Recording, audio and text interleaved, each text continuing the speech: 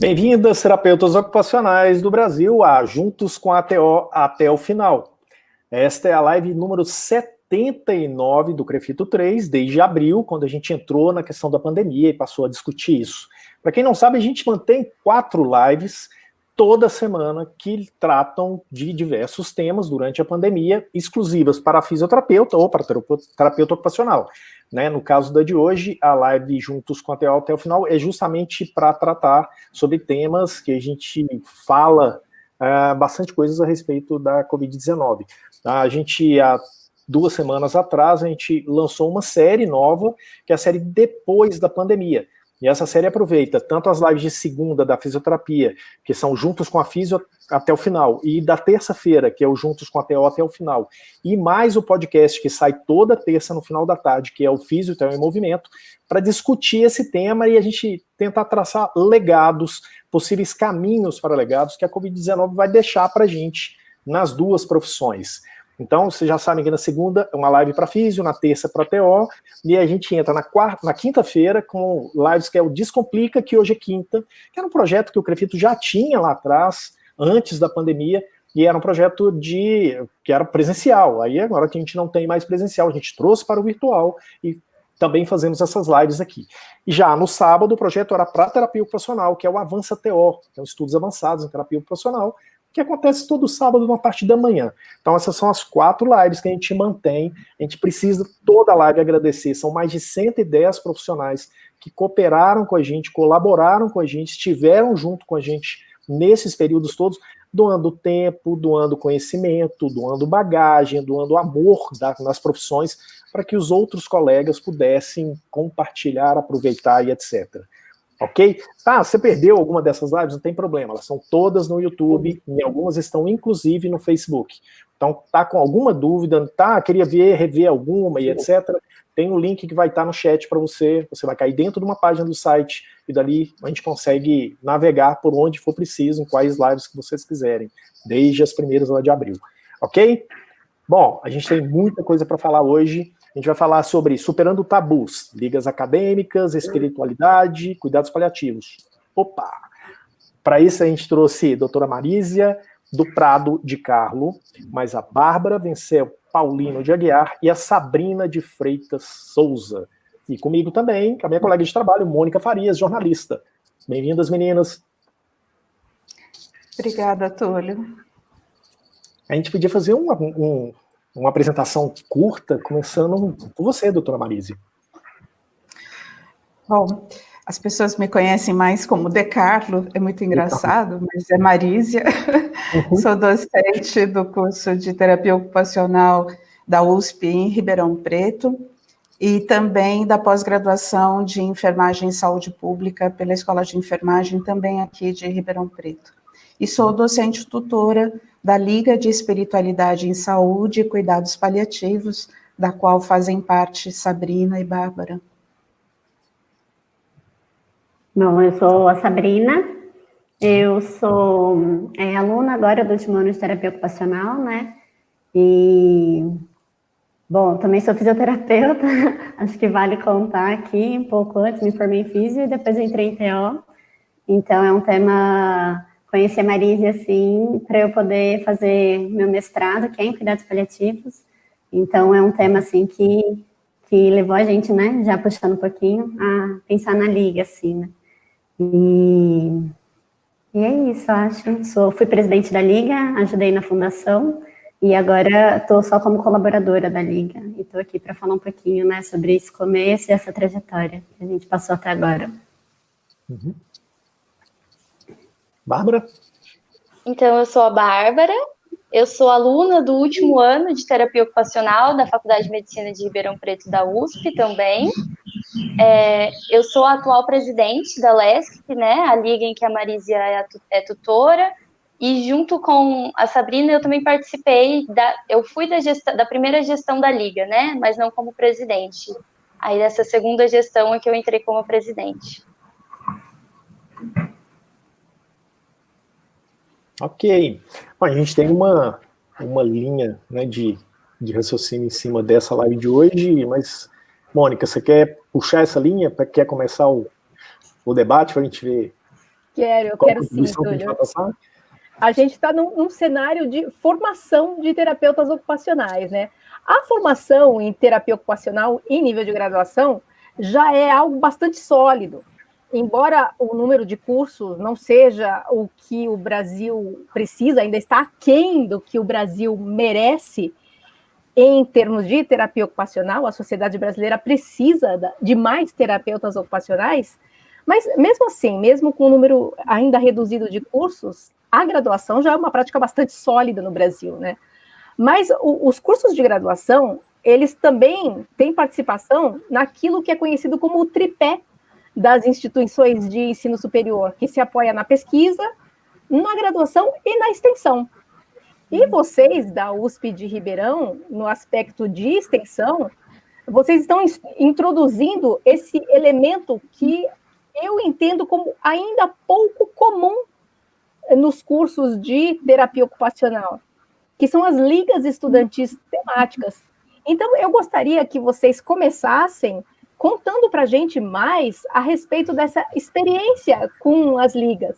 Como é que nasceu essa ideia? Que eu sei que vocês, a fundação de vocês é de 2018, né? Vocês ainda são jovens.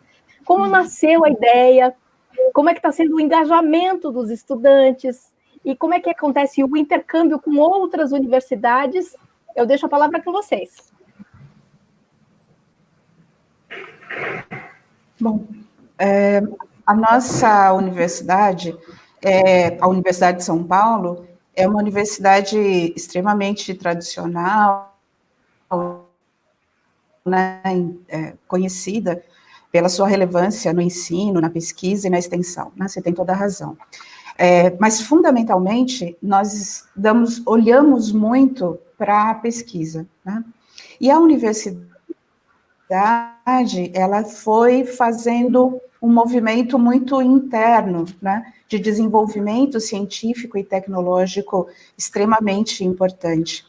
Mas ela certamente valoriza também as outras partes do tripé, né? Quer dizer, a graduação é extremamente importante pela sua função social, pela formação de profissionais e de crescimento, né, do país.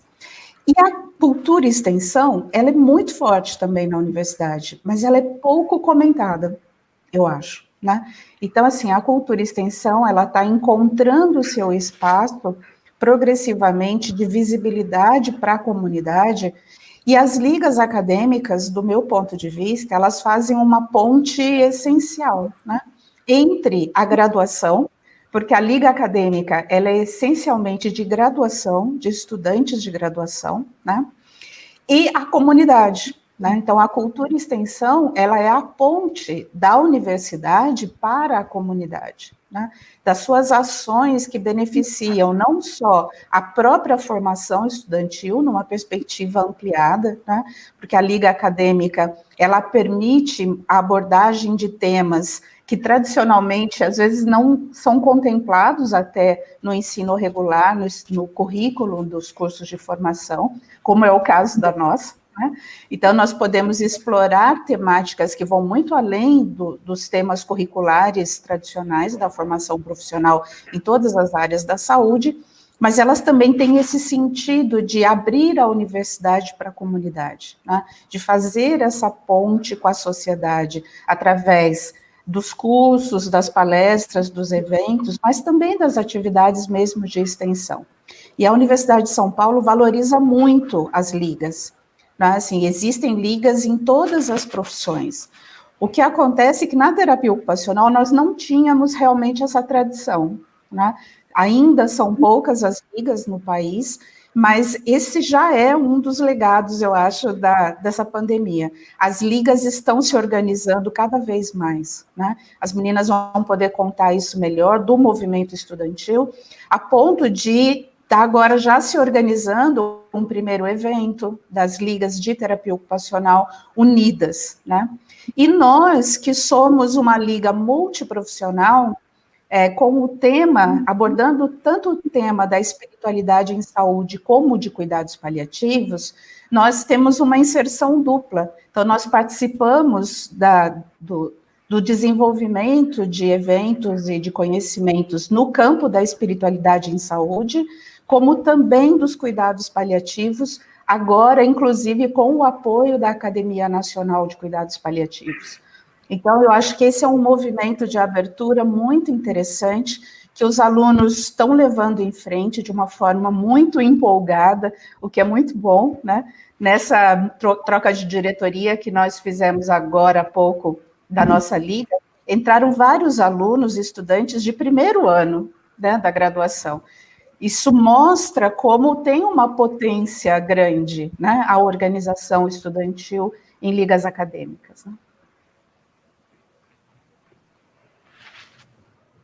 Eu vejo a Liga como bem nesse lugar que a Marisa trouxe, assim, né, da gente olhar para um lugar onde a gente quer aprofundar os estudos, né? Quando eu e Marisa pensamos, né, na fundação da Liga, que a gente ainda não sabia nem o nome quando a gente conversou, assim, né? Foi bem, bem interessante. E a gente pensou, bom, não temos uma matéria em que fala especificamente, né, um lugar onde a gente pode aprofundar sobre o tema de cuidados paliativos, espiritualidade, bem dado na graduação, assim, né, tem uma aula ou outra dentro de uma matéria de terapia ocupacional hospitalar, mas para quem gosta de trabalhar, por exemplo, nessa área de hospitalar, uma aula, assim, é pouco, né? Então, o que a gente pensou foi, vamos fazer uma liga, que tal fazer uma liga, né? Então, para que a gente pudesse aprofundar os estudos sobre essa temática. E aí foi quando a gente começou a montar a gestão, né? Convidamos outras pessoas para participar, e foi muito rápido como tudo aconteceu, foi muito legal como tudo foi acontecendo, assim.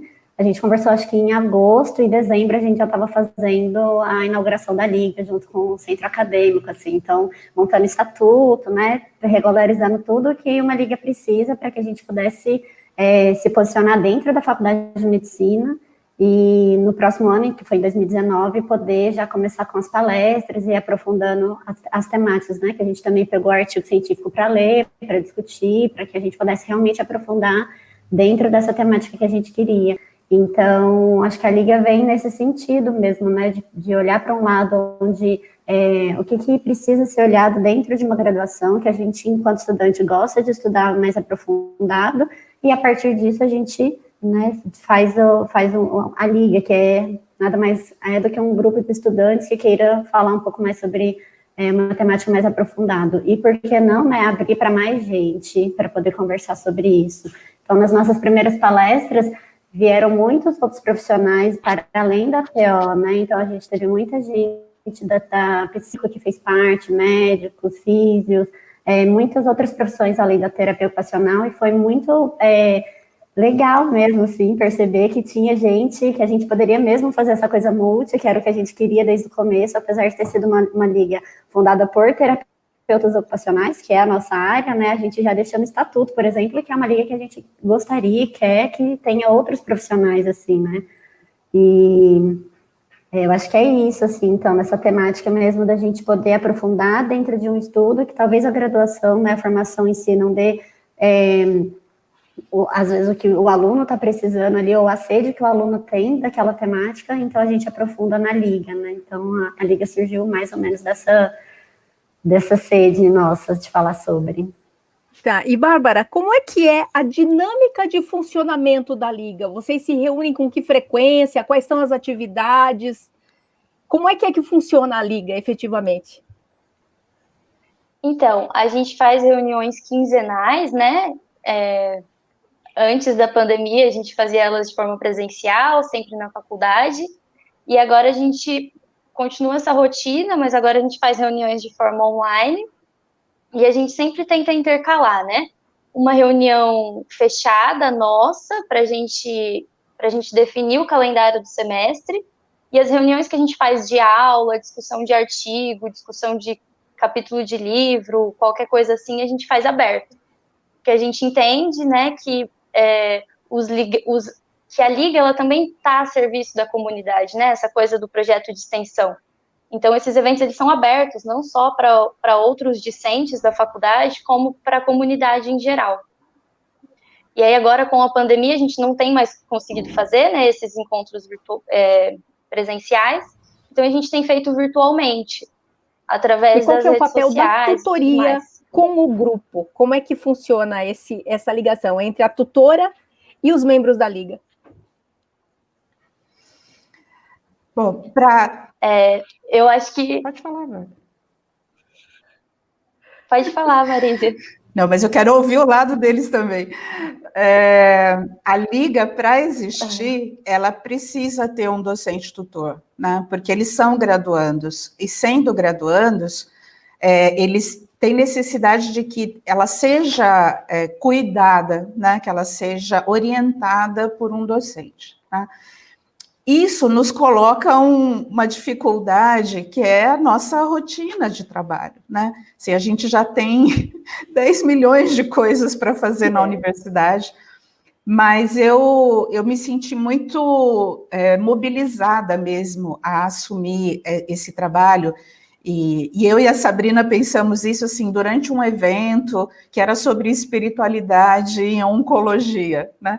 Então, esse desejo, né, de unir, de estar unida com os alunos para levar esse tema em frente foi o que me mobilizou. Mas as ligas têm uma dificuldade importante, né, que é realmente esse funcionamento.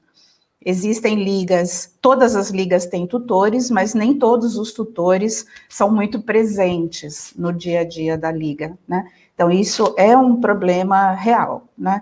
Então, a Universidade de São Paulo, ela precisa agora reconhecer mais formalmente mesmo as ligas, né, na sua estrutura administrativa, por exemplo, enquanto que as federais já fazem isso via Pró-Reitoria de Cultura e Extensão, né? Então, a forma de oficialização, vamos dizer assim, das ligas, ela é um fator importante, né? Mas eu quero também destacar o quanto a gente precisa entender que é uma parceria do docente com os alunos, né? Eu acho que existe ainda uma dificuldade grande, porque muitas vezes os estudantes acham que a nossa presença como docente tutor, e esse nome não é muito feliz, né? Chamar de tutor, mas é muito mais no sentido de contribuir do que de vigiar. Né? Assim, a gente não tem um papel policialesco, né? Muito menos um papel de ficar impedindo que o movimento estudantil aconteça, é o contrário, né? Então, eu quero muito que os estudantes se sintam muito à vontade comigo, né? E que eu também possa ser um membro da Liga, e não só quem fica por detrás controlando. Eu acho que isso não tem sentido, né? Bárbara. Era isso que eu ia contar, assim, eu ia contar um pouco de como funciona na nossa liga, né, porque bem como a Marisa disse, é bem diferente. Mas na nossa liga a gente tem a participação da tutora muito presente. Acho que é um pouco enquanto uma orientadora, sabe, que faz o direcionamento do estudo e das discussões, assim. Porque, né, se a gente não tivesse um orientador, um tutor, como é que a gente seguiria nesse conhecimento, né? Se a ideia é que a gente se aprofunde mais em conhecimentos que a gente não tem na nossa grade curricular, é um pouco complicado para os graduandos fazerem isso sozinhos, né? Então, acho que, pelo menos dentro da nossa liga, a gente entende a importância de ter um orientador para ajudar a gente a direcionar esses estudos, né? E essas discussões. Agora, é interessante, porque vocês nasceram em 2018, o mundo era outro, e estão aqui a gente em 2020, com esse cenário de pandemia, que está trazendo muita tristeza, muitas mortes. Vocês se encaixam perfeitamente nesse cenário mais sombrio e triste e pesado da pandemia, que é a morte. Vocês têm olhado para essa questão da Covid-19 nos estudos de vocês, nas discussões de vocês? Bom, eu acho que essa liga, ela tem uma característica muito particular, né? Nós lidamos com 2 temas que são tabus. Eu acho que é por isso o título dessa live, né? falar de espiritualidade e falar de cuidados paliativos, que implica falarmos de situação de morte, né? Embora o cuidado paliativo não seja exclusivamente ligado à terminalidade da vida, eu acho que é sempre importante a gente lembrar isso, né? Nos coloca numa posição bastante delicada, no sentido de que são dois temas que a nossa sociedade não está muito acostumada a falar sobre eles, né? Falar sobre espiritualidade e falar sobre morte, né? Mas eu sinto, assim, pela minha trajetória pessoal, eu sinto que nós temos progressivamente aumentado a nossa possibilidade de falar sobre isso, né? E eu conto sempre que, sei lá, 10 anos atrás eu não falava sobre espiritualidade na universidade, embora já fosse um tema importante para a minha vida pessoal, porque havia muito preconceito, né? E o preconceito ainda existe, né? Então, assim, ainda tem muita gente que acha que falar de espiritualidade é a mesma coisa que falar de religiosidade.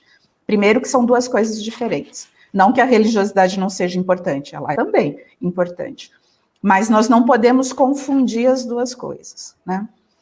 E na pandemia é interessante que não só nós estamos falando mais de morte, né? Porque é uma realidade do nosso mundo, né? Nesse momento, muitas pessoas estão morrendo e muitas pessoas também estão falando de o quanto é dramático morrer sozinho, morrer sem assistência, morrer sem o familiar presente, morrer sem as despedidas, né? Então, isso tem sido muito falado na mídia, né? Mas as pessoas talvez ainda não conectaram que a forma de superar isso é justamente pelos cuidados paliativos. Porque são os cuidados paliativos que vão cuidar desse momento da finitude da vida, né? De possibilitar as relações afetivas, de possibilitar os encontros e as despedidas, né? Então, o cuidado paliativo, ele deveria ter um espaço muito maior nesse momento, né? E eu acho que ele está sendo reconhecido, mas ainda pouco reconhecido, com a importância que o cuidado paliativo deve ter nesse momento de pandemia, de preparação mesmo para a morte, de preparação para manter, né, o conforto, mesmo nesses momentos finais de vida, claro que com todos os cuidados de biossegurança que tem que ter, mas o cuidado paliativo tem esse momento, tem essa possibilidade de cuidar das pessoas que estão caminhando aí para a finitude da vida. Mas, além disso, o mais importante, eu ainda acho, nesse momento, é a dimensão da espiritualidade, né? Eu acho que as pessoas estão percebendo que espiritualidade é sentido de vida, né? E todas as vezes que nós nos defrontamos com situações difíceis, como é o fim da vida, damos aquilo que dá sentido para a nossa vida, né? O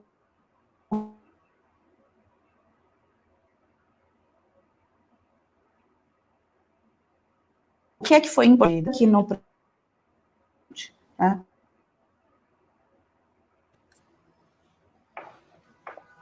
A gente está perdendo o sinal com a doutora Marísia, né? Continua me ouvindo? A gente perdeu... Agora sim. Agora sim, então, a gente perdeu uma parte boa da fala. Você podia voltar um pouquinho, porque faz parte do processo da live. O que eu estava dizendo é que eu acho que esse momento que nós estamos vivendo, além de nos colocar em contato com a realidade da finitude da vida, né, ele também está nos colocando a possibilidade de buscar o sentido da vida. E a espiritualidade é isso, né? É nós questionarmos qual o nosso sentido de vida. O que é que nós fazemos da nossa vida? O que é que nós queremos para a nossa vida, né? O que é que nos faz bem e o que é que a gente pode fazer pelo bem do outro? Então, nós todos estamos experimentando a nossa transcendência, né? E eu acho que esse momento da pandemia, eu tenho ouvido muito isso. As pessoas dizendo assim, o mundo nunca mais vai ser o mesmo, né? Eu mudei, eu estou pensando mais a minha vida, né? Estar em casa 5 meses, né, em quarentena, está me fazendo me defrontar com coisas da minha vida que eu não pensava antes. Eu acho que isso pode nos fazer uma sociedade melhor. Eu acho que é isso que nós estamos procurando, né? Essa liga, ela tem esse sentido de falar sobre qualidade de vida, né? Ainda que falando de uma situação de doença fatal, mas nós estamos falando de vida. E quando a gente fala de espiritualidade, nós também estamos falando de qualidade de vida, né? Essa é a nossa busca, né? A questão da espiritualidade, eu sei que na saúde, em geral, ela não é tão nova.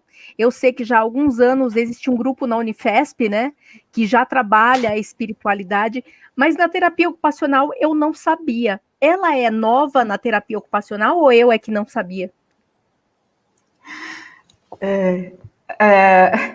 Agora, assim, nós estamos aguardando a publicação de um primeiro tratado sobre espiritualidade no Brasil, né? Que é um grupo de São Paulo que está organizando, e eu escrevi o primeiro capítulo, né? O capítulo de terapia ocupacional e espiritualidade, então a gente espera muito que ele saia logo, e para isso, eu fui fazer uma bastante a gente perceber que os principais modelos teórico-metodológicos de terapia ocupacional já colocam a espiritualidade na centralidade da vida, né? A gente entende a espiritualidade como uma dimensão humana, e nesse sentido, os nossos modelos teóricos, eles inclusive avaliam valores, crenças e espiritualidade como uma das dimensões da vida ocupacional.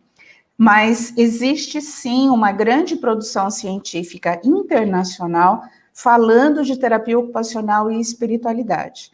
Aqui no Brasil ainda é muito recente, né? E assim, faz muito pouco tempo, eu fui a um evento convidada por colegas de uma outra universidade, e eu fui fazer a palestra de encerramento do evento, e eu falei sobre espiritualidade.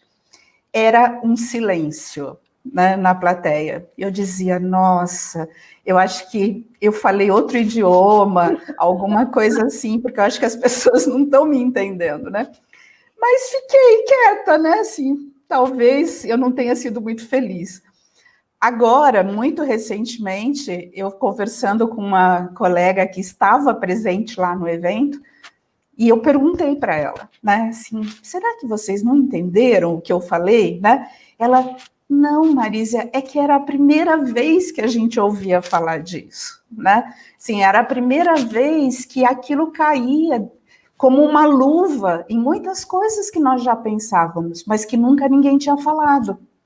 Então, eu não acho que é uma coisa nova na terapia ocupacional, mas ela ainda é difícil de ser abraçada, vamos dizer assim.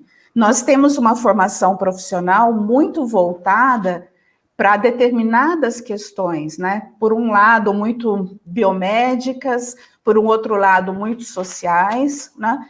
Mas nunca espirituais.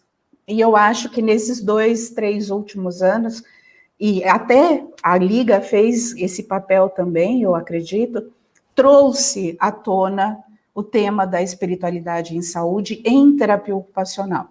E é claro que isso se somou com outras coisas, né? Por exemplo, em 2016, a Associação Mundial de Psiquiatria lançou um documento estimulando que os psiquiatras olhem, cuidem da dimensão de espiritualidade na saúde mental, como um elemento extremamente importante da saúde mental. Isso é mundial, a Associação Mundial.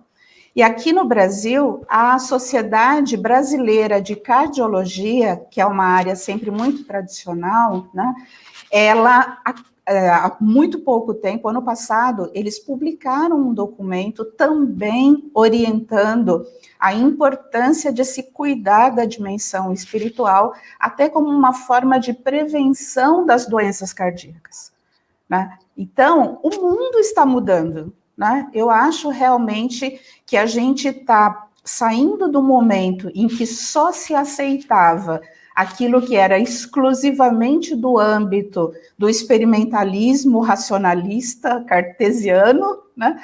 Para a gente poder pensar que existem outras coisas que vão além do cartesiano, né? E que são igualmente importantes para a saúde.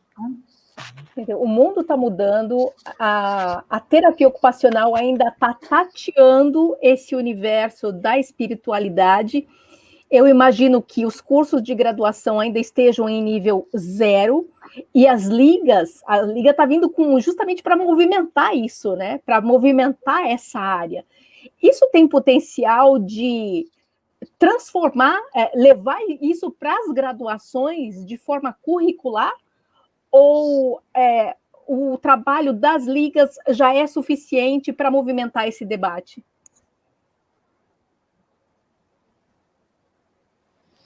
Meninas? Coragem, pessoal. Bom, vou falar. Posso falar, Sá? Pode falar, fica à vontade.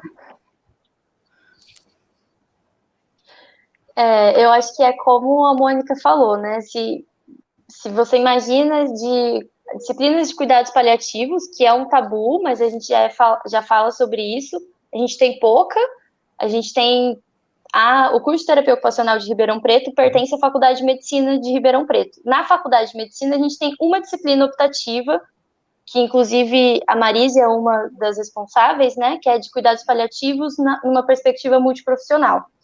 Então, você imagina o tema espiritualidade. Realmente, a gente não tem isso no nosso currículo, né? Agora, falar que a liga é suficiente, eu não sei.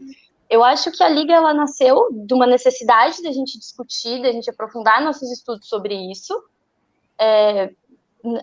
A liga não tem como objetivo em si acrescentar no currículo dentro das faculdades, mas eu, enquanto graduanda de terapia ocupacional, acho que seria muito importante ter isso dentro do currículo, porque a liga, mesmo ela tentando, ela não chega a todo mundo, né? Não chega a todos os estudantes, diferente do que seria se isso fosse tido dentro do currículo, né? Isso pode ser uma semente, professora?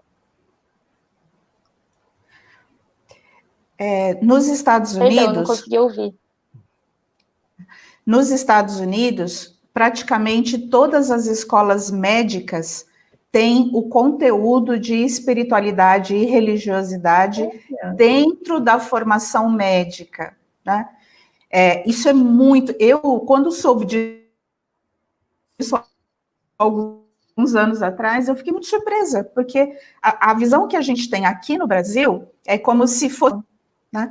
É como se fosse uma contraposição. Uma coisa é você se tornar médico ou um profissional da saúde, e a questão espiritual, ela não faz parte do universo acadêmico. E não é verdade, né? Eu tenho participado de eventos, muitos eventos, né? Existem grupos de pesquisa já muito organizados aqui no Brasil, inclusive, pesquisando a espiritualidade. Existe um grupo, o PROCER, do Instituto de Psiquiatria do HC de São Paulo, né? Existe o grupo lá da Unifesp, em muitas escolas, né? Na Federal de Juiz de Fora tem um grupo de pesquisa muito importante aqui no Brasil sobre espiritualidade e religiosidade. Eu acho que assim, nós estamos despertando para o fato de que esse é um tema muito importante, e tem pesquisas que mostram que os pacientes querem falar sobre isso. São os profissionais de saúde que não se sentem preparados para abordar o tema. As pesquisas mostram isso claramente. E a nossa cultura, né, ela tem uma ligação muito forte com o tema da espiritualidade e da religiosidade. Agora, eu acho sim que isso tem que ser mais incorporado ao conteúdo da formação profissional. A Liga não vai, como a Bárbara disse, a Liga não vai dar conta de tudo, né? Mas veja, nós temos dificuldade até com a incorporação de cuidados paliativos como conteúdo da graduação, né? Eu e a professora Nereida da geriatria criamos essa disciplina de cuidados paliativos para a graduação já há uns 6 anos, né? Ela é uma disciplina oferecida conjuntamente para a terapia ocupacional e para a medicina. E, progressivamente, a gente tem visto uma procura maior pelos estudantes de graduação para cursar. Eu tenho também uma disciplina na pós-graduação da Escola de Enfermagem, que é Cuidados Paliativos Oncológicos, que eu ofereço junto com a professora Regina Lima, que é uma professora da enfermagem. São 2 experiências completamente diferentes, né, da graduação e da pós-graduação, mas falando de cuidados paliativos. Eu acho que a gente deu um passo importante de inserir esse conteúdo como conteúdo acadêmico. E eu realmente tenho muita esperança de que o tema da espiritualidade, ele deixe de ser um complemento extracurricular para ele ser entendido como um componente importante da formação mesmo dos profissionais de saúde. Sabrina, ia dizer alguma coisa? Eu te interrompi quando você ia falar? Não, eu ia complementar o que a Bárbara e agora um pouco do que a Marisa trouxe, né? Realmente eu acredito que a Liga não consiga ter esse papel, assim, de suprir o que falta na formação, né? Porque são temas muito pontuais que a gente trabalha, mas são poucas pessoas que procuram. Por mais que a gente tenha uma divulgação ampla, a gente consegue divulgar bastante para toda a Universidade de São Paulo, aqui pelo menos em Ribeirão Preto, mas ainda é um tema muito considerado tabu, né? As pessoas ficam, como que o direito vai conseguir participar disso, por exemplo? Sendo que a gente consegue ter profissionais do direito, a gente tem até a Luciana Dadalto, que é uma excelente advogada que fala sobre isso, né? Então, eu falo que um dos meus sonhos é ter alguém de direito na nossa liga, na gestão, assim, né? Para que a gente possa aprofundar mais nesse tema também. Mas ainda é uma coisa que a gente está caminhando, né? E olhando pelo lado da formação, eu assisti uma palestra semana passada da professora Ana Cláudia Arantes, né, a doutora, e ela trouxe, né, que de 339 faculdades de medicina que ela pesquisou, só 71 tem alguma coisa sobre cuidados paliativos. Pode nem ser uma disciplina, pode ser uma disciplina optativa ou uma disciplina obrigatória, mas às vezes é mais uma matéria que fala sobre cuidados paliativos, que tem, assim, mas não é muito pouco que se fala. E, né, colocando dentro das faculdades de medicina, pensando que a TO está dentro de uma faculdade de medicina, né? Então, colocando que a gente é uma disciplina optativa ainda. Então, não chega nem a 20% do que é oferecido para os profissionais de saúde que estão agora em formação. Então, é muito pequeno mesmo esse número. E isso falando de cuidados paliativos, sem a gente pensar em espiritualidade, que ainda assim é mais tabu ainda, digamos, né? Porque ainda entra muito ligado ao cuidados paliativos, quando se fala de cuidados paliativos abrange a espiritualidade, mas ainda com um olhar, de certa forma, religioso, dentro dessa perspectiva, assim, né? Então, a gente ainda tem muito que crescer nos 2 lados.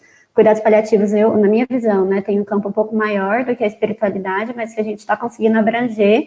E acho que a Liga vem nesse sentido, assim, né, de mostrar a importância de se estudar, principalmente em profissionais da área da saúde, com uma liga multiprofissional, né, visando que a gente queira mesmo ter todos os profissionais ali, para que a gente possa mostrar que não é importante só em profissionais que atendem oncologia, por exemplo, né, porque é onde é o tema mais falado, é importante em toda doença que leva à fatalidade da vida, né. Então, quando a Marisa trouxe da cardiologia, assim, muito bom quando a gente vê que está abrangendo outras áreas, né? Então, realmente é um tema que a gente precisa mesmo olhar dentro da formação, né? E a Liga vem nesse sentido de ensino, mais de extensão, assim, também, mas ainda com muita defasagem, porque a gente ainda é novo também, é um tema que as pessoas sempre vão achar que a gente está falando de morte, não de qualidade de vida, então a gente está caminhando aí nesses passos, né, que a gente consegue dar.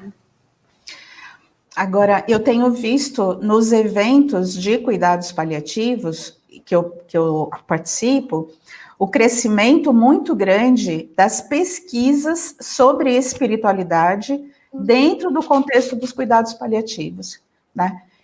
Há 20 anos atrás, eu conheci o tema de cuidados paliativos num evento de dor, né? Que era uma coisa assim, um congresso de dor, fizeram uma sala lá que era para discutir cuidados paliativos. E eu acho que o tema da espiritualidade, ele encontrou um caminho forte, né, de inserção nos cuidados paliativos também, né? Então, assim, eu hoje oriento uma mestranda que faz uma pesquisa sobre espiritualidade com pacientes com câncer coloretal avançado, né? Então, e a Sabrina, que faz o mestrado dela sobre Reiki, que é uma das práticas integrativas e complementares, né? Que não é uma pesquisa específica sobre espiritualidade, mas obviamente que nós estamos lidando, né, com uma prática integrativa que tem uma relação muito forte com essa dimensão da espiritualidade. E eu digo sempre que a gente precisa entender que para a gente poder avançar na ciência sobre esses temas que ainda são tabus, a gente precisa saber usar os métodos da ciência dura, né, da ciência hard, para poder falar de temas que ultrapassam a ciência dura e a ciência hard, né? Então, eu acho que nós estamos em busca de desenvolver metodologias científicas que nos permitam discutir os temas que nós queremos discutir, né? Como é a questão da finitude, como é a questão do cuidado paliativo, como é a questão do reiki, enfim, da acupuntura, da yoga, da tantas outras práticas integrativas, no âmbito acadêmico, né, como pesquisas sérias, porque, infelizmente, ainda são vistas como temáticas não sérias, né, mas são sim, né, e existe, inclusive, eu tive a possibilidade de ouvir outro dia um palestrante que é do Consórcio Brasileiro de Medicina Integrativa, falando do desenvolvimento que eles estão fazendo de mapas de evidências científicas sobre práticas integrativas. Então, eu acho que são muitas pessoas que estão nessa busca, né? Eu e a Sabrina conversamos muito isso desde o começo, né? E a gente dizia assim, Sabrina, você sabe que vai ser difícil, né? Que as pessoas vão criticar muito o tema. Sim, sabemos, né? Então, vamos ser muito rigorosos com o método, porque a gente tem que mostrar que isso também é ciência, né? Falar de espiritualidade, falar de cuidados paliativos, falar de reiki, enfim, isso é ciência, ainda que não esteja dentro do modelo exclusivo da medicina tradicional, né, ou da ciência positivista, aí, que é o que ainda prevalece hoje, né, na modernidade. Túlio, eu estou monopolizando, né? Não, eu queria, porque eu estou 45 minutos que eu monopolizei. Não, essa live está muito legal, gente. Eu me empolgo. Na verdade, assim, as pessoas estão assistindo a gente, vão assistir depois, posteriormente, tem que entender que essa live já deve estar por volta da 5ª hora, mais ou menos, que a gente está conversando, alinhando essas coisas todas, e disso a gente já tirou mais 4 ou 5 assuntos que vocês vão aproveitar mais para frente. Mas agora sem spoiler. E aí é o seguinte, quando acho que foi Marisa que falou da questão de estar em casa, estar à vontade em casa e tal. Então eu queria voltar um pouquinho, só por que a gente tem realizado tantas lives e tantas coisas nesse sentido? É para que realmente seja a casa que a gente possa debater com o profissional o que é da profissão dele. Eu acho que esse é o primeiro ponto que a gente quis dizer, então, que a gente quis fazer. Então, assim, eu vou pegar emprestado a sua fala e vou justificar aqui o que a gente está tentando fazer, porque eu acho que é importante o profissional se apossar disso, isso é dele, né? Então, é isso, o profissional, o acadêmico, quem está se interessando por pelos temas e tal. Depois a gente eu queria colocar uma coisa muito legal, que é a questão de servir de modelo. Acho que a pandemia mostrou para a gente na comunicação que a sociedade inteira, inclusive a gente dentro da comunicação, precisava de modelos para seguir durante essa pandemia, para a gente poder falar assim, olha, estão fazendo tal coisa em tal lugar, não importa o assunto, de repente, o formato como a gente ia mostrar aquilo. E eu acho que para os profissionais e para os acadêmicos, a própria Liga vai mostrar isso muito, é muito interessante isso. E quando a gente começou a conversar, a Liga foi o primeiro tema que uniu a gente aqui, e a gente foi desmembrando tudo, né? Então, acho que o servir de luz, né, o servir de caminho, foi assim, é por ali que a gente pode ir, é uma das questões de legado, é uma das soluções, uma das coisas que se encontrou no meio dessa confusão toda da pandemia, que eu acho que a gente pode aproveitar. E aí, eu queria deixar um exemplo Até aproveitando a fala da Marisa agora no final, a gente teve uma primeira experiência nossa de sistema, tá, gente? Não é só do CREFITO 3. Primeira experiência do sistema com CREFITOS com relação à questão do cuidados paliativos foi com a revista que a gente montou, na 7ª, que foi em dezembro ainda de 2018, e que a gente recebemos da diretoria uma pauta, vamos tratar cuidados paliativos. Tá bom, vamos tratar, estudando, conversando com um monte de gente. Quando a Mônica chegou com o conteúdo montado, que eu olhei para ela e falei assim, Mônica, a gente está em dezembro e nós vamos falar sobre morte. Você tem noção de como o profissional vai receber essa revista na casa dele? Você está preparado para você dar tchau para mim em janeiro? Eu simplesmente ir embora, que é um maluco que veio falar sobre isso. E aí, assim, a diretoria acabou comprando, a gente fez uma mega matéria legal, uma mega revista legal, deu uma repercussão muito boa dentro dos profissionais, né? Depois a gente veio com os eventos que a gente realizou, Descomplica, o próprio evento que a gente fez lá nos 50 anos. O evento dos 50 anos tinha gente lá na escada, esperando para entrar na sala que estava falando de cuidados paliativos. Eu falei, Jesus, tem um mundo em volta dos cuidados paliativos que a gente até então não tinha imaginado, né? Aí a pergunta para as meninas, vamos lá, Sabrina e logo depois Bárbara, vocês já sabiam disso? Qual que foi a coragem de falar assim, eu vou tratar desse assunto dentro de tudo isso que a gente já abordou, né?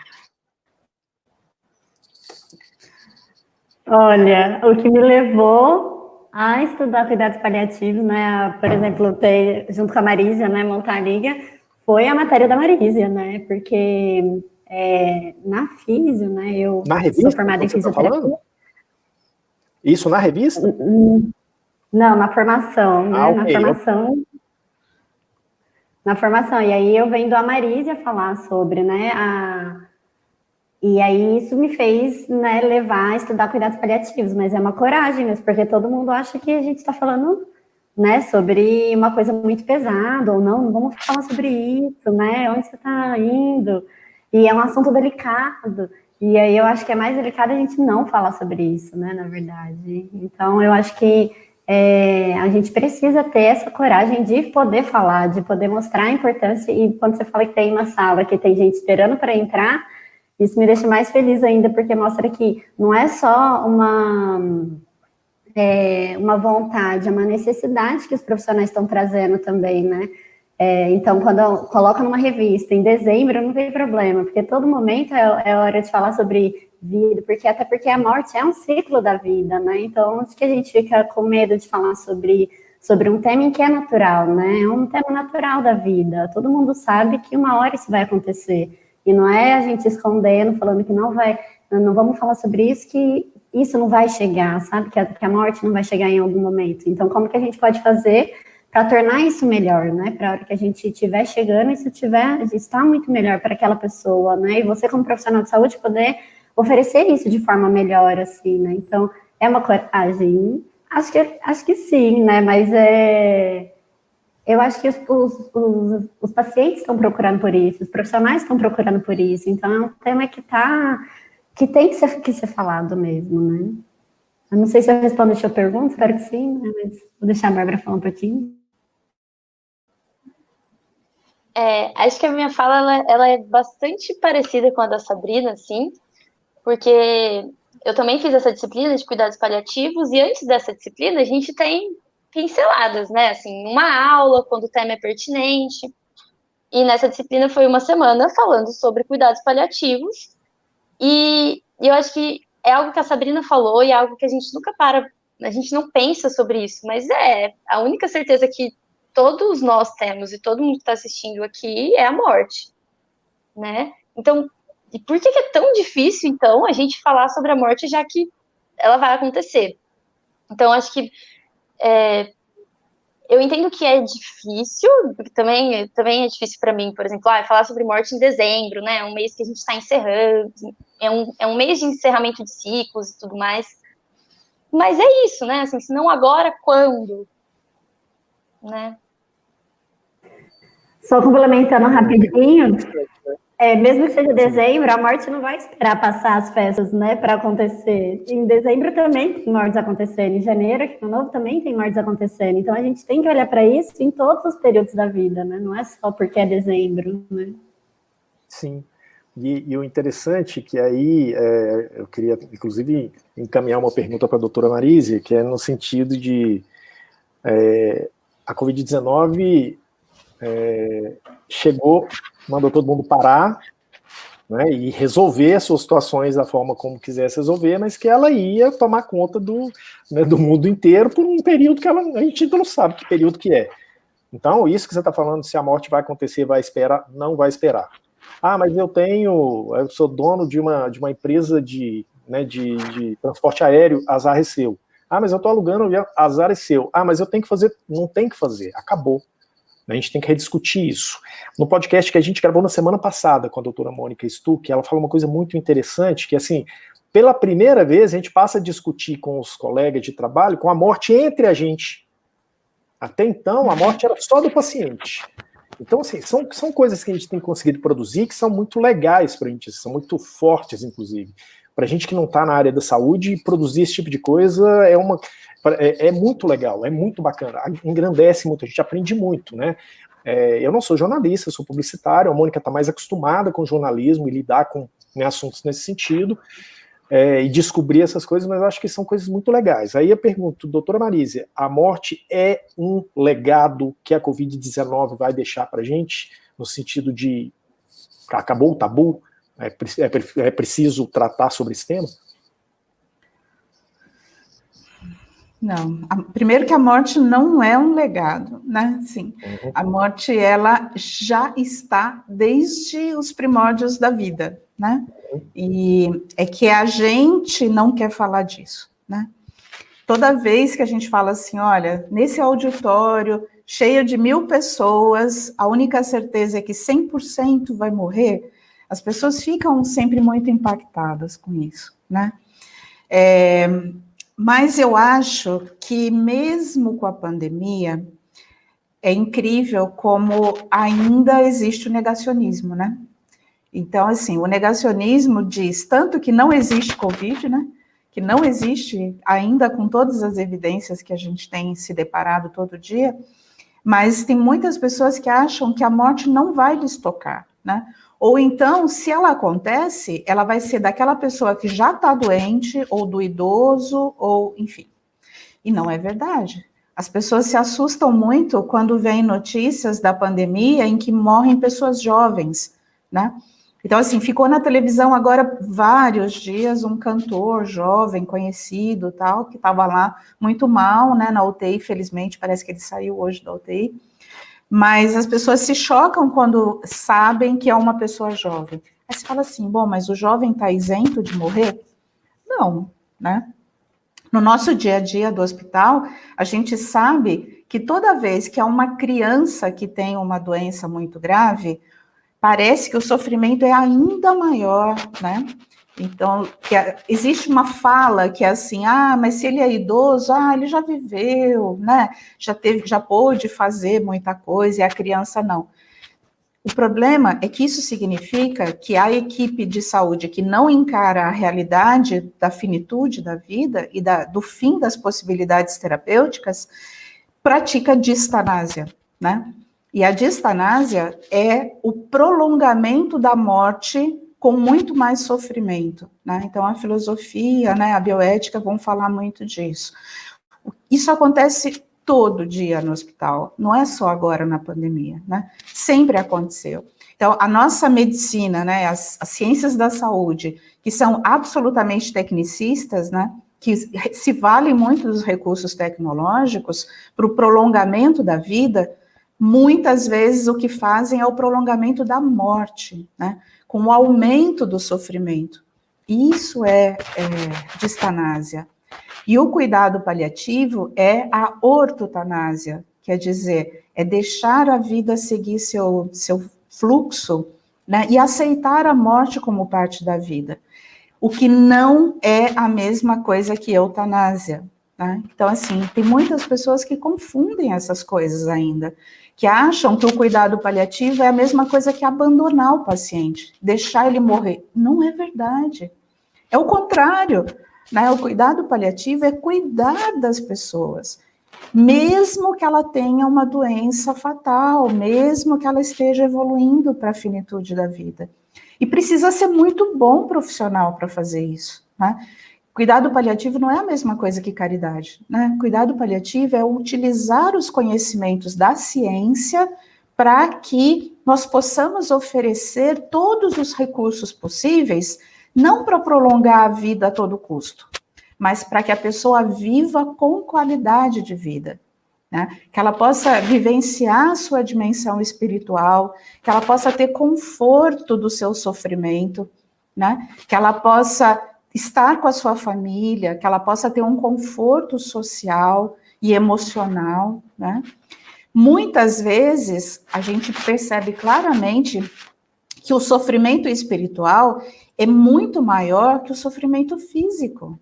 E as pessoas ainda não olharam para isso, né? A dor física, ela não sempre, né? Não é 100%, mas ela pode ser manejada com os opioides e com outros recursos, né, enfim, das ciências. Mas a dor espiritual, se ela não for bem manejada, as pessoas desistem da vida, né? O sofrimento espiritual e emocional são muito grandes no final da vida. E eu acho que a gente precisa estar preparado para isso. A pandemia nos fez ver que a gente não tem todo o poder que a gente achava que tinha, né? Fez a ciência observar que ela não tem todos os recursos para evitar um adoecimento, para evitar uma pandemia, para evitar que as pessoas morram, né? Então, eu acho que esse é o legado, é nos colocar no nosso lugar, né? Para dizer assim, olha, as suas possibilidades reais e, inclusive, aceitar que a ciência tem limite, né? E que a morte vai chegar para todos nós em algum momento. Agora, é claro que eu não quero que ela aconteça antes do que ela deveria acontecer, né? Então, assim, se é possível oferecer os cuidados para que a vida siga com qualidade e tudo mais, ok.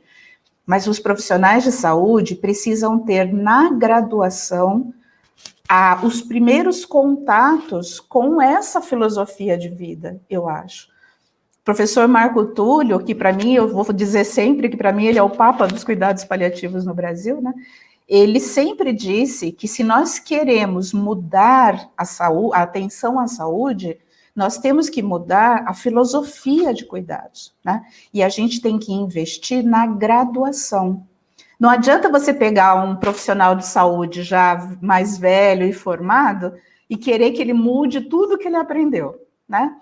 Mas a gente tem que ensinar os estudantes quando eles ainda estão em formação. Primeiro, que eles têm que trabalhar em equipe multiprofissional, que ninguém é todo poderoso que pode fazer tudo sozinho, né?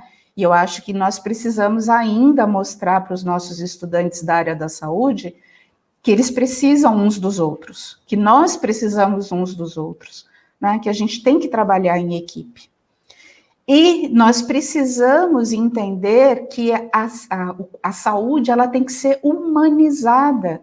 Nós não podemos continuar vivendo em função das máquinas, em função da tecnologia só, né?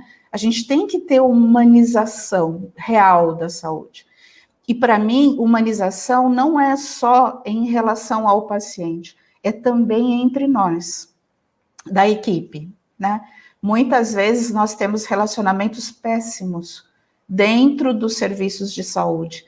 E como é que a gente quer que o cuidado ao paciente seja humanizado quando a própria equipe não consegue se relacionar bem, né? Isso é muito difícil, porque somos seres humanos, né?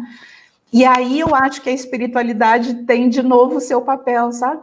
Porque eu acho que se nós nos estruturamos baseados num princípio mais da espiritualidade, nós vamos ter relacionamentos melhores. E é isso que eu gostaria para mim, que eu gostaria para os meus alunos, né? Que eu gostaria para os serviços de saúde, né? Que nós fôssemos pessoas melhores. Porque se nós formos pessoas melhores, nós seremos profissionais melhores, né? Eu achei interessante esse conceito, essa ideia que você trouxe do professor Marco Túlio a respeito da esperança de mudança nos alunos de graduação. Uma prova de que quem já é profissional ainda não tá pronto para isso foi a palestra que você deu e que ficou todo mundo em silêncio. Porque para quem já tem vivência, leva tempo para metabolizar. É um conceito muito novo, né? Tem gente que vai interiorizar aquilo com algum tempo e tem gente que vai rejeitar. Mas com os estudantes, é o caminho realmente. E a Liga é um desses caminhos que vai começar a levar a construir essa mentalidade. E voltando para a questão da Liga, a gente recebeu uma pergunta que aí vocês veem entre as três como é que vocês respondem. A pergunta é a seguinte: como se dá a relação da Liga com a estratégia de ensino? Poderíamos entendê-la como extensão ou é uma estratégia independente?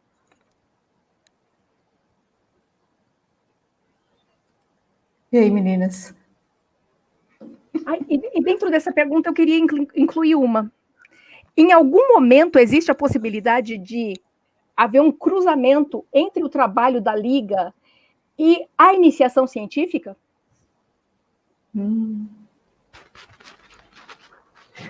Bom, vou começar respondendo e vocês me complementam. A Liga, ela tem, começando pela última pergunta da Mônica, né, ela pode sim incluir essa questão da iniciação científica, acho que sim, né? A nossa Liga, ela trabalha com o tripé da Universidade de São Paulo até mesmo, né? Ensino, pesquisa e extensão.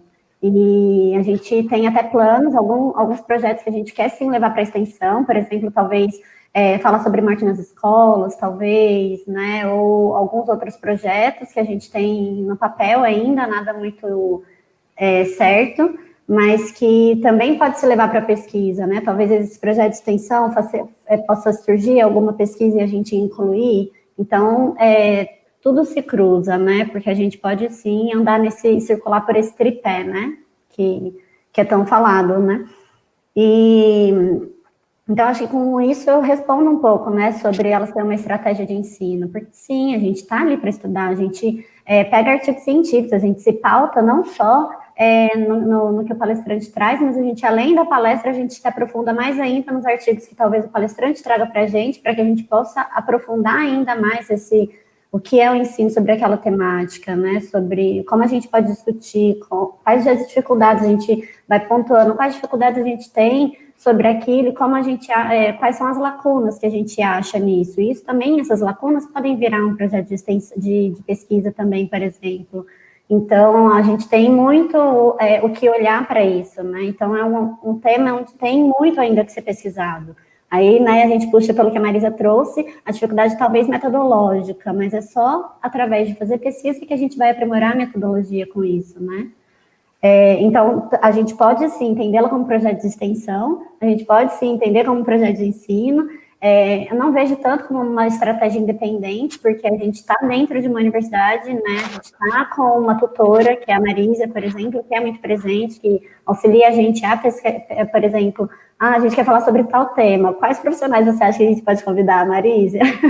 E aí a gente dá uma pesquisada. Então, eu não vejo ela como uma estratégia independente, eu vejo ela como uma estratégia muito pautada, ensino, pesquisa e extensão.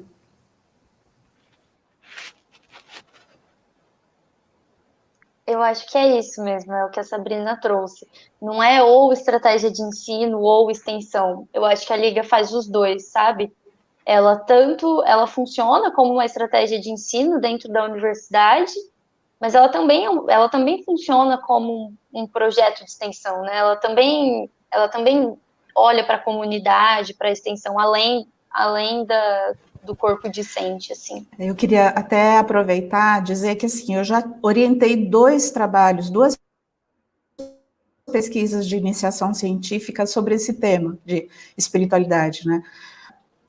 Já faz mais um tempinho, foi da Thaís Formigueri, que ela entrevistou estudantes de 4 cursos de graduação, né? A terapia ocupacional e outros 3, medicina, psicologia e fisioterapia. E foi muito interessante porque ela usou uma escala de avaliação, uma escala de estudo quantitativo, inclusive, para verificar o quanto as pessoas compreendiam ou sentiam que a espiritualidade fazia parte da sua vida. E foram justamente os estudantes de terapia ocupacional que tiveram uma pontuação maior no item específico de espiritualidade, né, na pesquisa dela. Então, assim, é uma profissão que, por si mesma, já nos leva a pensar nessa dimensão da vida, né, assim, que não só a questão da formação e da atuação em cima de componentes mais biomédicos, né? Então, os estudantes de terapia ocupacional, eles já têm essa, até pela própria escolha da profissão, eu acho que são pessoas que vêm com uma sensibilidade para esses temas, né, como da espiritualidade e do cuidado paliativo. E no ano passado, nós tivemos como membro também da Liga, a Adriele, que fez a iniciação científica dela sobre espiritualidade na formação profissional do terapeuta ocupacional. Ela, inclusive, recebeu um prêmio no Simpósio Internacional de Pesquisa da USP. Ela foi apresentar o trabalho dela em São Paulo no Simpósio Internacional, ela foi premiada. E que falando assim, entrevistando terapeutas ocupacionais para saber se eles tinham esse conteúdo na graduação. E assim, quase todos disseram não, né? Assim, não tivemos isso. Inclusive, uma disse, mas a gente pode ter isso na graduação, né? Assim, sem realmente ter muita noção ainda de que isso faz parte, sim, né? Então, a gente fala assim, olha, pega lá o documento da AOTA, que é a Associação Americana de Terapia Ocupacional, e vê lá, tem uma dimensão que é a espiritualidade, né? Dentro do documento da Associação Americana, né? Então, eu acho que a gente tem que entender que não é independente, né? Assim, falar desses temas e o próprio funcionamento da Liga não deve ser independente da formação profissional, né? Tem que estar dentro como uma atividade complementar da formação. E pode, inclusive, impulsionar, né, as graduações a se abrirem, né, a falarem mais sobre isso. Eu acho que a Liga tem uma função muito importante, eu estou muito contente, né? Hoje nós já ficamos sabendo que nós temos 14 ligas de cuidados paliativos, 14 ligas de terapia ocupacional no país. Né? Então, eu acho que isso é um crescimento importante, né? Para uma coisa ainda tão recente. Túlio? Se a gente for pensar nisso agora, nessas 14 ligas que a gente já tem, teria como a gente fazer primeiros passos para formação e montagem de outras ligas, de outros temas, etc., ligados à terapia ocupacional? Vocês poderiam deixar um caminho das pedras para a gente? Bom, vou responder essa, já que foi eu e Marisa que pensamos assim, né? Foi a maior dificuldade, no meu ponto de vista enquanto aluna, encontrar um professor tutor. Porque surgiu numa conversa, né? A Liga surgiu numa conversa minha com a Marisa num congresso do ICESP mesmo, e eu falando para ela dessa dificuldade de achar um professor que pudesse orientar. E aí a gente se olhou assim e falou, não, então vamos, né, nessa. E não que... porque a gente estava pensando em umas outras estratégias, assim, enquanto Liga, né? E aí, como era um tema meu de mestrado, cuidados paliativos, eu não tinha pensado nele especificamente. E aí, conversando com a Marisa, a gente percebeu, não, tem essa questão, né? E aí, o primeiro passo é achar um professor tutor, assim, dentro da temática que você quer estudar, né? Um professor que auxilie nisso. Depois, eu vou falar como foi com a gente, né? O próximo passo que a gente fez foi pensar nas pessoas que pudessem estar com a gente nessa fundação da Liga. Então, eu e Marisa conversamos, foi tudo no congresso, gente, foi muito engraçado mesmo, porque a gente saiu do congresso com a equipe formada, assim, né? Então, eu mandei mensagem para a Bárbara, falei, amiga, a gente está pensando em fazer uma Liga assim, você topa entrar na gestão? E aí foi nessa linha mesmo, assim, né? Então, a gente pensou nas pessoas, Marísia, né, em alguns alunos, eu em pessoas que já conversavam comigo sobre essa temática também, né, dentro da faculdade, e aí a gente fechou também para não ficar um número muito grande, a gente pensou em algumas, acho que foram 10 pessoas, 9 pessoas, e montamos a liga ali. Então, depois disso, a gente começou a falar, tá, e agora? Né? A gente tem que ter vínculo com o centro acadêmico, a gente tem que falar com o departamento na faculdade, como funciona isso na minha faculdade, né? E aí a gente, foi onde a Marísia trouxe logo no começo da live, falando sobre que não tem esse reconhecimento enquanto Universidade de São Paulo, né? Então, a gente teve que se vincular ao centro acadêmico da terapia ocupacional, para que a gente pudesse iniciar, mesmo sendo uma liga multiprofissional, né, a gente tem esse vínculo com o centro acadêmico, porque é o lado onde a gente consegue uma maior formalização dentro da Universidade de São Paulo. E conversando com o centro acadêmico, a gente foi montando um estatuto, né? Então, qual seria como que faz para entrar na liga, de que se trata a liga, quais são os objetivos, quais são as funções de cada membro. Aí a gente foi discorrendo, assim, né, muita coisa no estatuto, e depois de montado o estatuto, a gente teve que fazer uma assembleia geral para que a gente pudesse aprovar esse estatuto e ter a assinatura ali do centro acadêmico, né, no caso eu, a primeira presidente, e da Marísia, a atual a tutora, né, então teve todo esse passo a passo, assim, para a gente poder fazer. E aí depois da liga formalizada, aí como a gente formalizou em dezembro, a gente só começou as atividades no começo de março, assim, né? Não foi no começo do ano letivo. E aí a gente teve esses 2, 3 meses para pensar, então, como que a gente vai começar? Quais são as nossas primeiras palestras? O que a gente acha legal oferecer como um começo, né? Para uma liga que está começando a falar sobre isso, para uma universidade em que tem uma matéria optativa para alunos de medicina e terapia ocupacional, sendo que a gente quer abranger todo mundo, como que a gente faz, então, para poder pegar outros profissionais e não só TO ou medicina, né?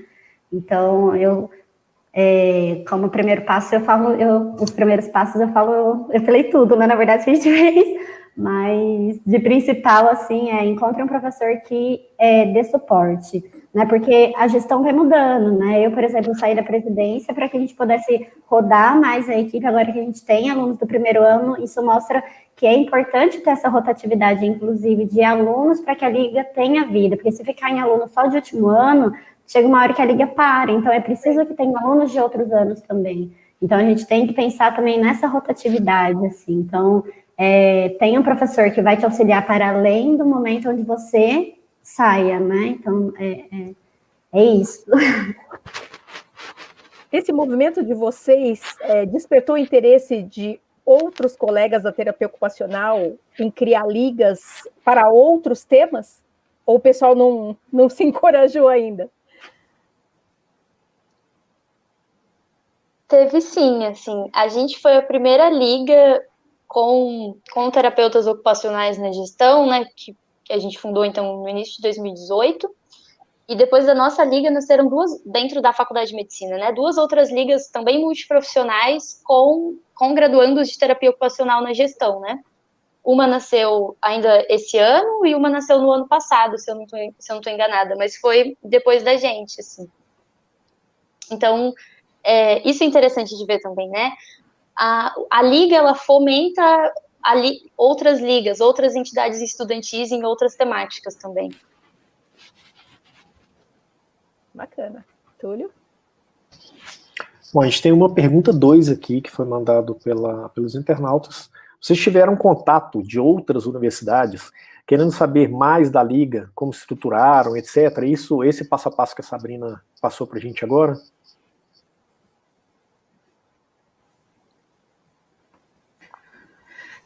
Sim, nós somos um grupo pequeno, né, de profissionais e de estudantes, e a gente conversa muito, porque também tem outras vinculações, né, tem a Exneto, né, que é o encontro dos estudantes, tem os eventos que muitas pessoas participam, e agora, esse ano, aconteceu um evento online que foi organizado pela Liga de Terapia Ocupacional em Contextos Hospitalares e Cuidados Paliativos da UNB, né, de Brasília, junto com o Centro Acadêmico de Terapia Ocupacional da Faculdade de Medicina do ABC. E foi muito interessante, né? Porque foi, de novo, nasceu desse movimento de união aí das ligas, e eu participei, outras pessoas também com outros temas. Então, eu acho que os estudantes, eles conversam muito, né? E é muito mais do que a gente, né? Que os profissionais, que os professores. A gente ainda tem um certo ranço, às vezes, das coisas interinstitucionais, né? E os alunos conversam muito.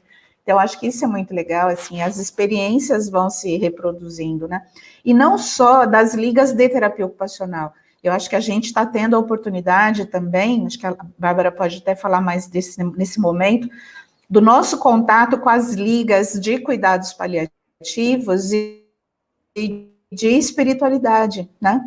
Que eu acho que eles têm um movimento bastante articulado já, eu acho que isso também está nos ensinando a melhorar, né, o nosso funcionamento. Não é isso, Bárbara? É isso mesmo. Até enquanto você estava falando, eu estava pensando as ligas, elas não só no pilar que a gente tinha falado, né, de estratégia de ensino e de extensão, mas acho que elas ensinam muito a gente a se comunicar com outros profissionais, com outras pessoas, outras entidades e tudo mais.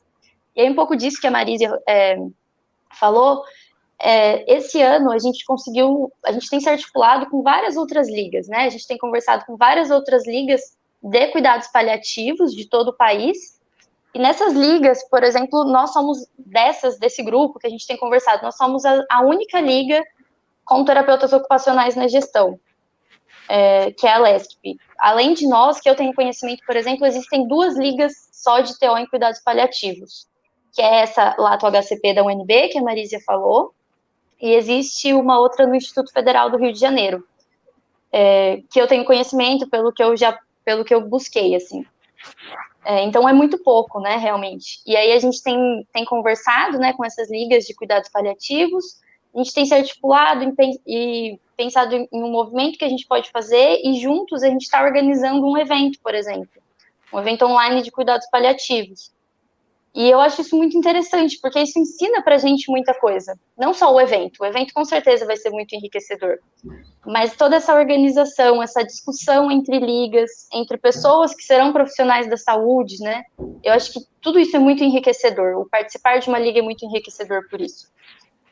E falando um pouco da espiritualidade, né, que a nossa liga fala muito dos 2 assuntos, a gente recentemente também tem se articulado com outras ligas de espiritualidade por meio de uma associação, né, que existe a Alegres. É a Associação de Ligas Acadêmicas e Grupos de Estudo em Espiritualidade. E aí a Alegres, ela filia, né, ligas e grupos de estudo com tema de espiritualidade, e ela proporciona para a gente esse contato, né? Então a gente consegue entrar em contato mais com esse tema, a gente consegue discutir sobre espiritualidade com outras pessoas que também estão interessadas nessa discussão, né? Eu até queria também contar, né, que o movimento dos estudantes das ligas de cuidados paliativos moveu a Academia Nacional de Cuidados Paliativos a criar um comitê de ligas acadêmicas, né?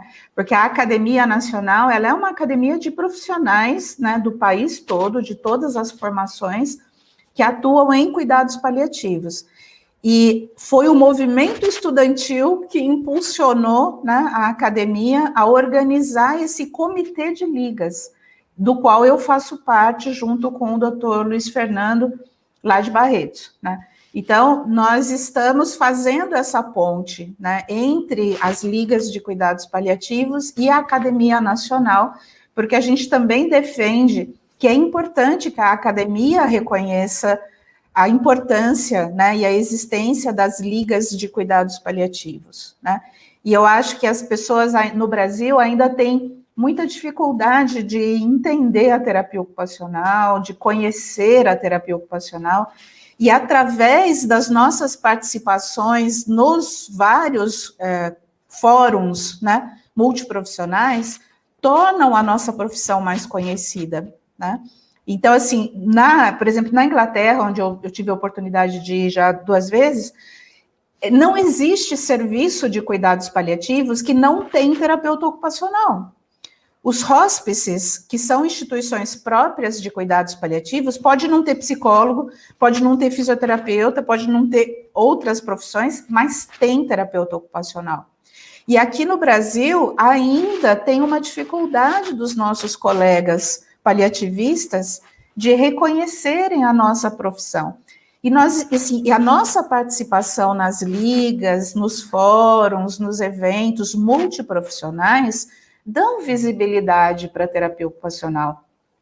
Eu realmente não gosto dessa coisa da gente ficar fechado em guetos. Eu não acho que o terapeuta ocupacional tem que participar só de eventos de terapia ocupacional. Tem que participar também, né? Tem que ir, sim, nos congressos da ATOSP, da Abrato, claro, né? Mas senão eles me matam depois. Tem que participar, mas a gente tem que dar as caras, a gente tem que fazer pesquisa, a gente tem que apresentar os resultados dos nossos trabalhos, né? E daí o nosso outro tema da próxima live, que é terapia ocupacional baseada em evidências, né? Quer dizer, nós temos que mostrar que a terapia ocupacional é uma profissão que tem, sim, eficácia, né, que os seus resultados podem ser apresentados em termos científicos, né? A gente tem que fazer com que as pessoas reconheçam a importância da terapia ocupacional. E a gente não pode se esconder, a gente tem que se mostrar, né? A gente tem que mostrar o nosso trabalho. E que é muito bonito, né? Assim, é impressionante como as pessoas falam, nossa, como sua profissão é bonita, mas é pouco conhecida. Eu quero que ela continue sendo bonita, mas eu quero que ela seja mais conhecida também, né? Legal. A gente está... eu estava fazendo uma pesquisa aqui enquanto isso, demorou um pouquinho, mas consegui achar, inclusive. Isso que você está falando da questão do conhecimento, né, esses desafios que a terapia ocupacional tem, né, para romper certas barreiras e tal. A gente realizou, durante o Avança TO, que é a live de sábado, a gente já realizou um fórum, estavam previstos 2, eu não consegui encontrar a notícia aqui com relação ao outro, o que foi que aconteceu, mas um foi realizado, ele inclusive gerou um documento que foi enviado para o COFITO, tem toda uma importância para a terapia ocupacional. E aí, esse espaço está aberto, o Avança TO é muito para isso, para que a gente consiga romper algumas coisas e realmente ir para frente. Então esse espaço está aberto para a Liga. Se vocês quiserem realizar um primeiro fórum no Avança TO, que é no sábado, se eu não me engano, esse primeiro fórum que a gente realizou demorou acho que 4 horas, a gente tinha lá, sei lá, 10 pessoas, dá pra gente ampliar, fazer uma coisa bem legal, e é isso, porque essas propostas sejam debatidas, discutidas e realmente, né, flua, acho que é o mais importante. O que você falou é muito legal, tipo, não basta ser só conhecido, não basta ser só bonito, né, a gente tem que conhecer, a gente tem que falar, acho que é para isso que a gente está aqui. Então foi muito, muito bom.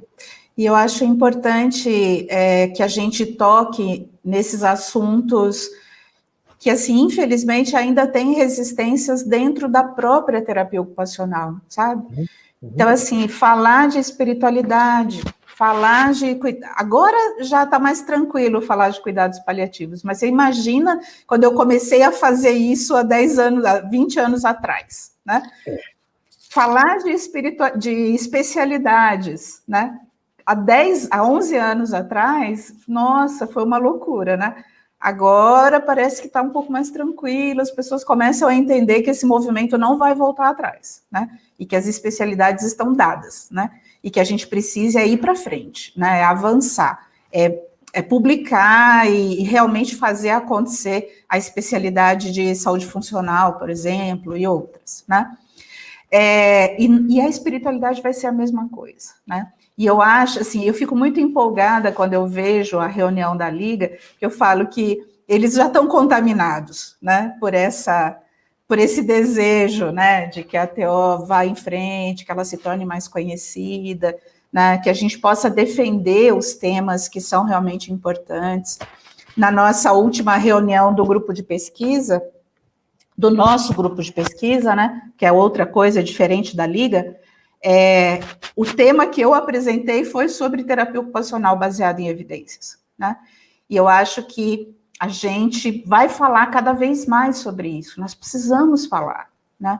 Nós precisamos fazer com que as pessoas reconheçam que a terapia ocupacional precisa falar na linguagem da ciência, ainda que falando dos seus princípios humanistas, holísticos, de espiritualidade e tudo isso, né? Então, eu acho que a gente tem muito a crescer. E acho muito legal o CREFITO 3 abrir essa possibilidade, né? Eu participei dessa revista que vocês falaram lá, né, de dezembro, e do evento lá da Hospitalar, e foi muito legal, né? Foi muito bom, eu fiquei muito feliz quando eu vi a revista, porque eu falei, nossa, o CREFITO 3 mostrou que esse tema é importante, né? E a gente sabe o que isso significa na nossa categoria, né? Que é importante mesmo. Para a gente foi muito bom, foi um aprendizado tanto. Mônica, não sei se ela tem algum segredo que ficou dessa matéria, alguma coisa legal que a gente possa contar. Para a gente foi um crescimento absurdo. Inclusive, a gente já falou sobre isso, eu queria falar de novo.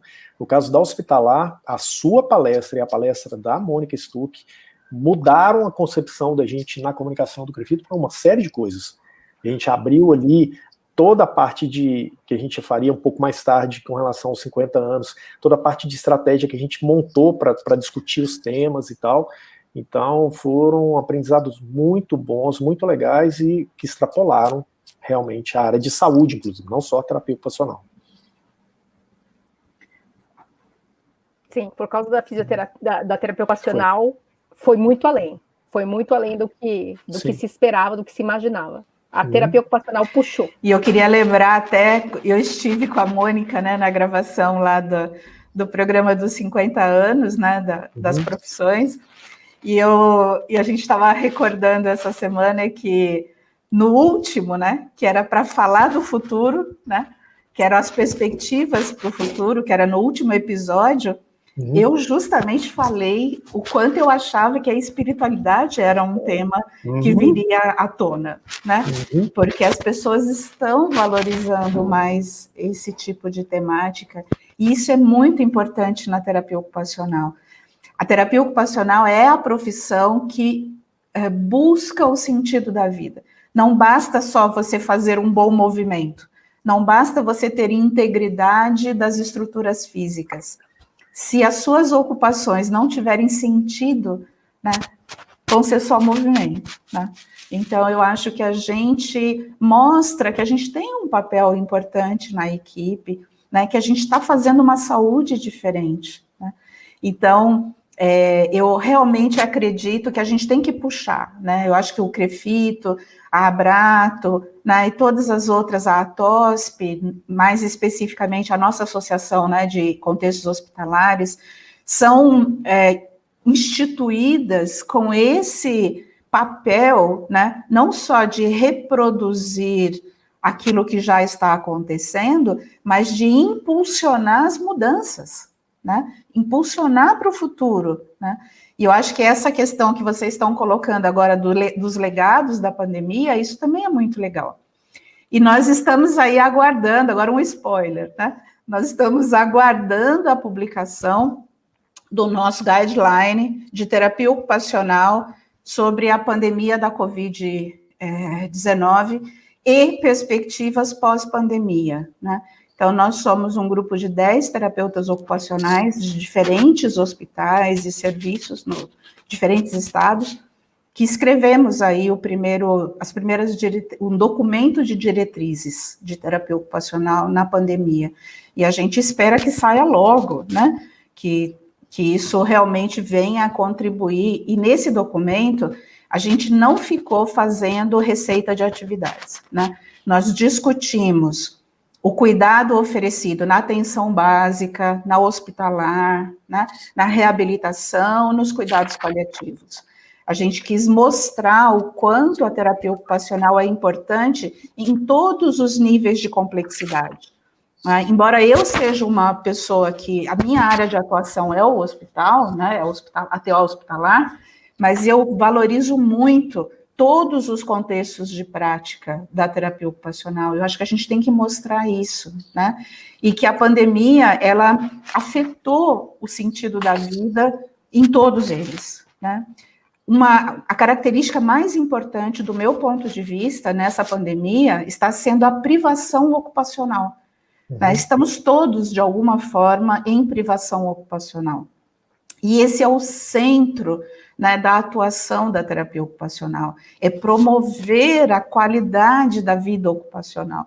Então, a privação ocupacional, ela precisa ser melhor entendida, né, melhor explorada, como inclusive, assim, a ciência da ocupação, ela coloca a privação ocupacional também como um dos seus pilares, e a terapia ocupacional tem muito a contribuir nesse processo agora da pandemia, e eu acho que na pós-pandemia, porque todos nós já sabemos disso, né, as pessoas estão apresentando sequelas importantes da Covid, né, então sequelas neurológicas, cardíacas e várias outras, que já nos estão mostrando a importância de nós já nos apropriarmos dos nossos conhecimentos técnicos para o cuidado dos pacientes pós-pandemia, porque vai vir, sim, um grande número de pacientes necessitando de reabilitação pós-pandemia. E nós precisamos andar logo com isso, a gente tem que discutir essa atuação. Uma das pessoas que está com a gente nesse grupo do Guideline é um terapeuta ocupacional, o Paulo, que é do Einstein, trabalha com pacientes pós-Covid no Einstein, na reabilitação.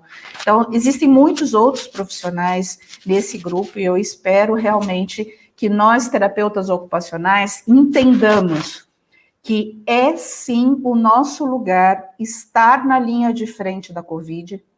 Houve muito questionamento sobre isso, eu ficava muito incomodada, porque as pessoas diziam, eu não recebo para isso. Como assim você não recebe para isso? Você é profissional de saúde, o terapeuta ocupacional é profissional de saúde, ele tem que estar na linha de frente do Covid, né?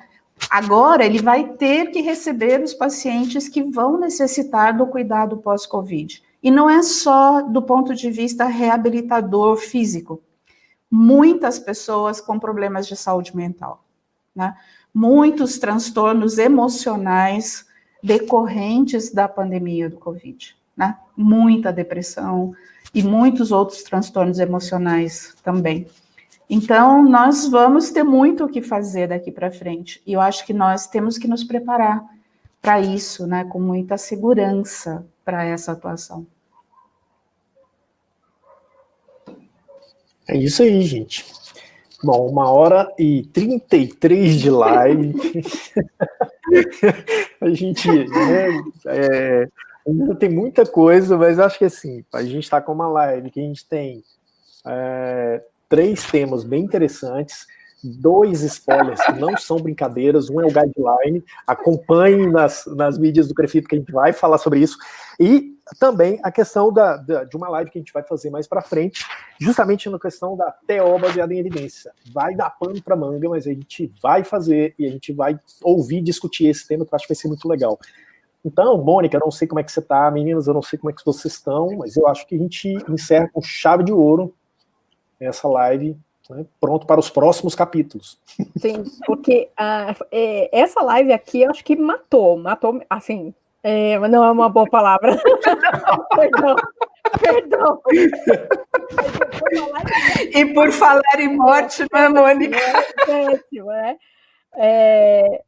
Acrescentou muito, trouxe o tema das ligas, trabalhando um tema que ainda é desconhecido, então, parabéns para a Liga, coragem de trabalhar um tema que precisa ser trabalhado, né? Vocês abraçaram esse desafio, estão levando em frente, parabéns para a professora Marísia, por ser uma tutora tão presente, né? Que é o que de mais carece as ligas, né? E a professora Marísia está sempre presente. Parabéns pelo trabalho que vocês estão fazendo. Eu acho que quem acompanhou a live só se enriqueceu. Uhum. É isso aí, meninas. Eu quero agradecer, então, para encerrar, né? Eu quero agradecer a presença da Sabrina e da Bárbara, né? Porque eu acho que isso também foi interessante, a gente ter não só o professor, mas também as ligantes, né? As estudantes de graduação. E isso é muito legal, eu acho que esse é o sentido da nossa liga, né?